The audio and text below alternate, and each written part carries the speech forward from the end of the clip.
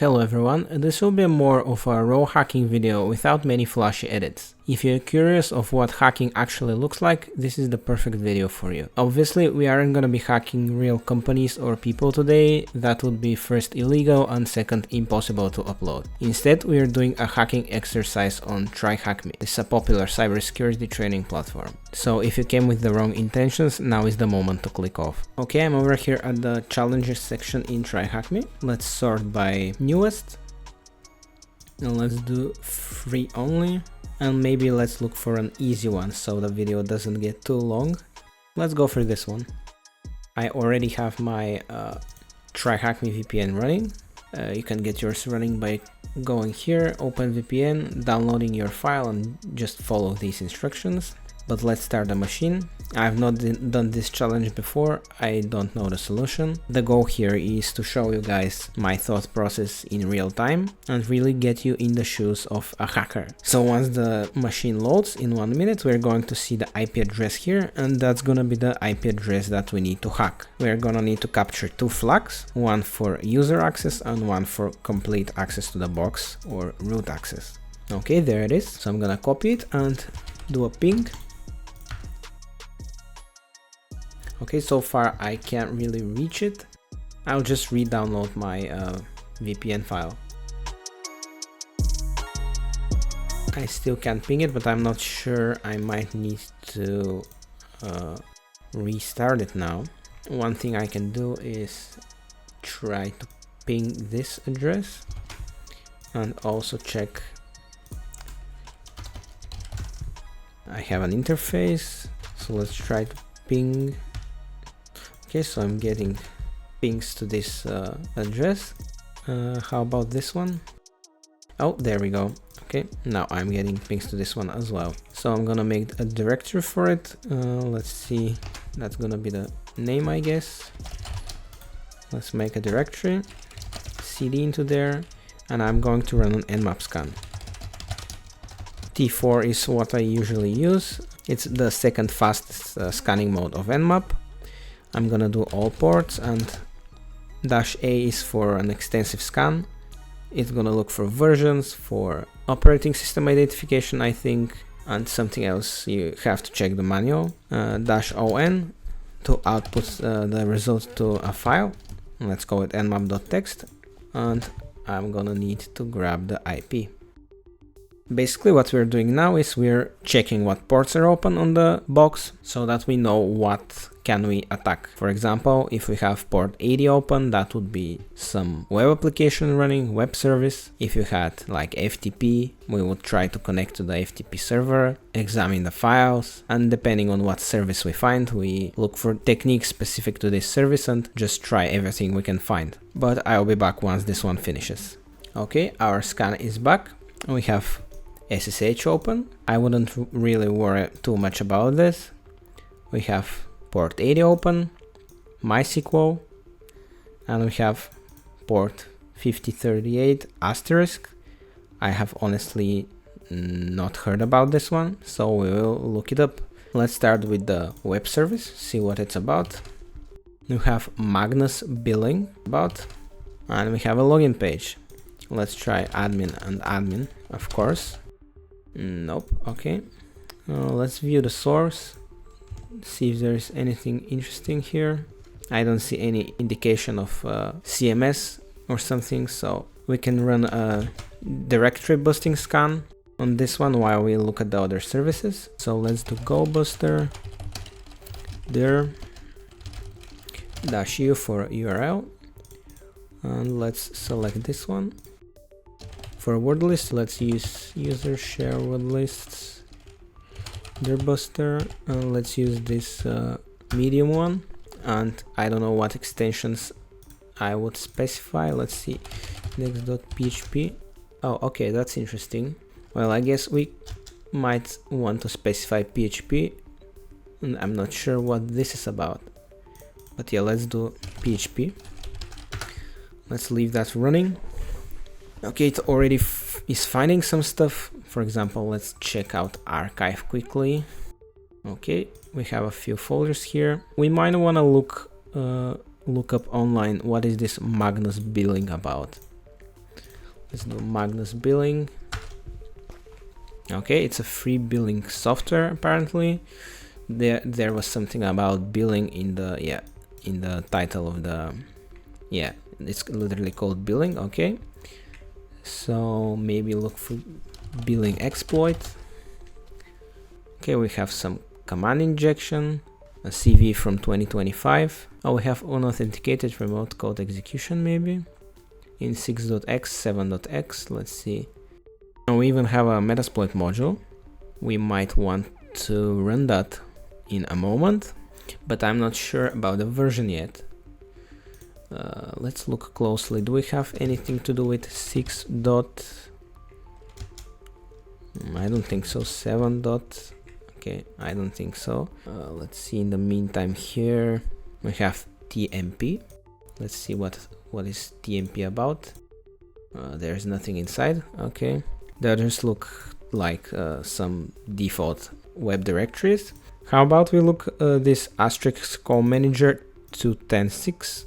I saw it has to do with Magnus billing, but I'm going to just look it up online. Oh, and write-up comes in, but we'll not look at that yet. Let's see what this is about. Do we have any version here? Port is the same. Can we find more info about this CVE? Oh, it's directory traversal. Okay. Okay, so that's another potential exploit that we might want to try. What else do we have? We have MySQL. We can quickly try connecting to that. Let's try MySQL. uroot -p, and I think it was -h. Let's try. Host is not allowed to connect, so I would guess we aren't going to be able to connect to this MySQL service. I'm going to leave it for now. So we have two candidate exploits that we might want to try. The first is this one, and the other one is this one. I couldn't really find a version, so I would say let's go ahead and launch metasploit, try this exploit. Okay, I ended up restarting metasploit, and this time it finally completed. So here we have this this module. Let's just use 0. Let's check the options. Let's see. So for our hosts, we are going to specify this IP. Our port is 80. Target URI is mbilling. That's correct. What else? We'll serve on all interfaces. That's fine. Serve port 8080. That's fine. Target would probably be PHP. Let's set lhost to turn 0. Lport 4444. I guess gonna be fine. And let's do a check. 44, checking if it can be exploited, performing a sleep, and apparently it says it is vulnerable and it successfully tested command injection. So far it looks like it's probably gonna work. So let's just hit run and see what happens. It looks like it's probably gonna. Okay, that looks good. And we have a interpreter session opened. Okay, there we go. Let's see. Okay, we are user asterisk. Now I will keep this interpreter shell, but what I will do is I will actually go in a shell. Let's do which Python, see if we have Python. Nope, which Python 3. Okay, we have Python 3. What I will do is I'll just go and find a Python reverse shell. I just want to grab another reverse shell, so we have an interactive shell and also an interpreter shell. Okay, this one will be good enough. So for IP, I'm going to have we can stop this scanner. Let's see, I'm gonna need this one, scanner. Okay, and for port, let's do whatever. Okay, let's keep it at 9001. Let's look for Python. Let's see, Python 3.1. Let's do 2. Okay, that looks good. Let's copy. Let's do nc nvlp 9001. Let's just run it. Okay, and we have a shell now. And what I'll do now is I'll upgrade it. Let's look for full PTY. I usually like going to this one. So we have Python, so let's do this, Python 3, paste, okay, and let's copy this, Control Z, paste, and now we have this. Let's do reset. Okay, that didn't work, whatever. Do we have, yeah, we can go back, let's see, we can hit Control C, okay, and now we can hit terminate this, and now we have an interpreter shell and also a full TTY shell, so it's easier to work. Okay, now that we've done that, let's see what we have here. So we've landed in MBLink Leap iSpay. What do we have here? We have just the web application here. Let's look around. Google Authenticator, Stripe, interesting. Let's go back. Okay, we have a lot of files here.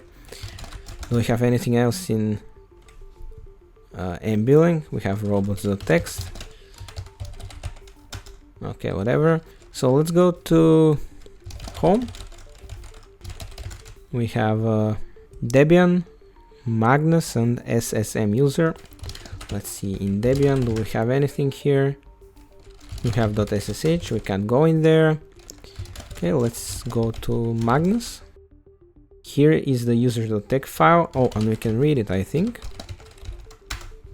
Yep, okay, and here we have our first flag. So let's grab it and go to the submission panel and submit that. And now we are going to need to look for escalating our privileges. So we have a few folders here, but we can't go there. Okay, so we're probably gonna need to somehow switch to the Magnus user. Let's see the last one, SSM user. We have .ssh, .config. Let's see what the bash, is there any bash history here? I mean, it says it's pointing to dev.new, so yeah, probably not. Okay, we'll need to look for a privilege escalation vector. What I'll do now is what I usually do is I open my Privesc notes now and just start working on a checklist. So the first thing I have in my notes is let's just check our ID. We already did that. I might put the notes somewhere on screen so that you can see them. Let's check for sudo. Oh, and we have something. We can run fail to ban -client with no password with root access. Now I have not heard of that, so let's just paste it in Google and see if something interesting pops up. I'm not sure if it is. Let's go to gtfobins. See if that binary is like some known binary which has a known way to escalate. So it says for sudo, this function is performed by the privileged user, and here we have a few commands that we apparently need to run, and it says the commands are executed but their output is hidden from the attacker. So okay, so what I can do now is let's check if this box has curl on. Okay, it has curl. So what we can do is host a web server. Let's do curl http. What was my IP? Okay, so that works. So we will use that to verify whether this really works. So what I'll do now is I'll just follow it. So let's do sudo. Actually, let me, I don't think we'll need this interpreter shell, so I'll just close it, and I'll just close this as well, so we can see the two windows more clearly.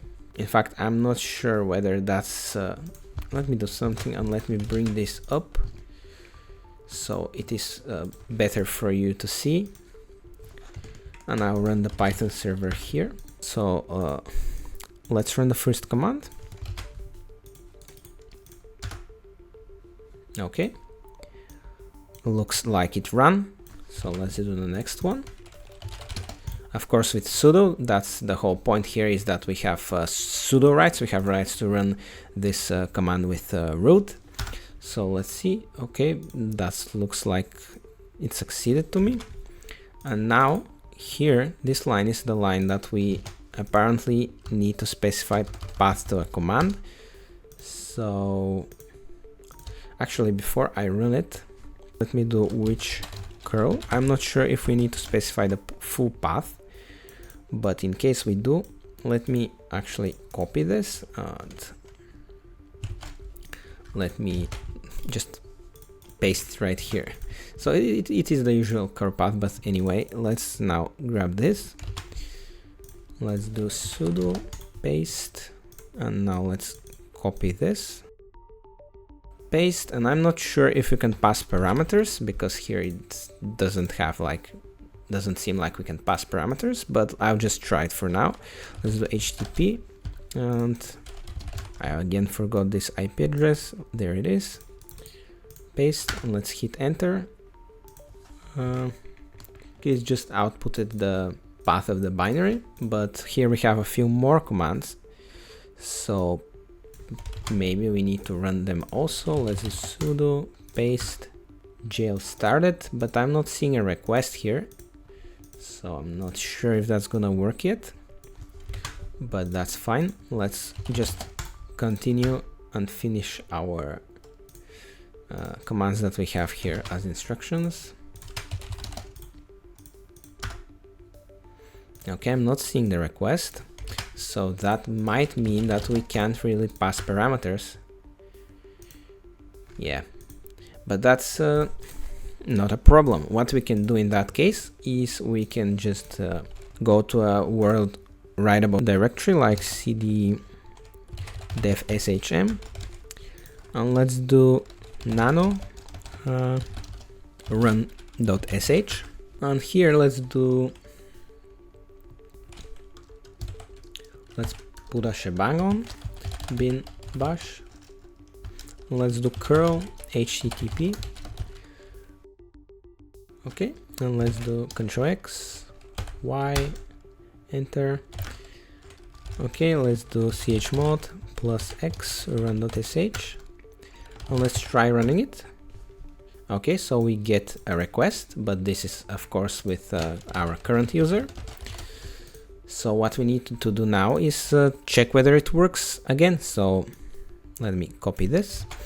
The reason we are doing this is because we can, this way we can just have a path to our sh script and not have to worry about parameters, because we can put the parameters in the sh script. So yeah, let's copy, let's do sudo paste. And here let's do dev shm run.sh. Okay, and now I'm assuming this starts the command, so let's see if we're gonna get a request down here now. Nope. Okay, but that's fine, let's keep going. Maybe it will appear in one of the next commands. I'm not sure how this works. Oh, and we have a request. Oh, okay, and the fact that we have a request means this request most likely, this curl command most likely was executed with root permissions. In other words, what is in this file here got executed with root permissions. So what we could do now is go back to our reverse shells, let's change the port, and let's copy. And what we can do now is open this file, and we can remove this curl command. Oops. Let's restore our shebang. Oh wait, what is happening? I have not set the rows and columns, which is a bit annoying, but let's actually create a new file. Let's do nano rev.sh. We have our IP. Okay, that looks good. Let's chmod +x ref.sh, and now let's test it. I'm going to run a netcat listener on port 9002, and let's just test it. So /ref.sh. Okay, we get our shell obviously as asterisks, but that's just to confirm that this sh script works. So apparently it does, and now all we need to do in theory is run it with this binary, and hopefully it will execute as root. And now I need to change this here to def shm ref.sh.